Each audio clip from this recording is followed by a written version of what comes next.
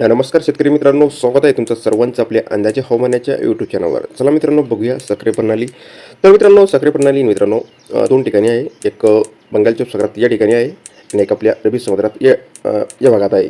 तर मित्रांनो, दोन्ही साखरे प्रणालीमुळे महाराष्ट्राच्या बऱ्यापैकी भागामध्ये आता पाऊस सक्रिय झालेला आहे आणि आपण जवळून पाहिलं तर मान्सूनच्या साधारणपणे केरळमध्ये दाखल झालेला आहे मित्रांनो. अशा प्रकारे या 2 दिवसानंतर आपल्या महाराष्ट्राच्या सिंधुदुर्ग, रत्नागिरी या भागामध्ये सुद्धा मान्सून येणार आणि मान्सूनपूर्व पावसाने चांगलीच जोर धरलेली महाराष्ट्रात आपण बघू शकतात. तर पुढील 24 तासांमध्ये आपल्याला सिंधुदुर्ग, रत्नागिरी या भागामध्ये मुसळधार पाऊस आपल्याला पाहायला मिळू शकतो आणि सांगली, सोलापूर, धाराशिव, सातारा या पट्ट्यामध्ये आपल्याला पुढील 24 तासामध्ये जोरदार पावसाची शक्यता बनणार वादळी वाऱ्यासह आणि महाराष्ट्राच्या इतर भागामध्ये सुद्धा पाऊस असणार.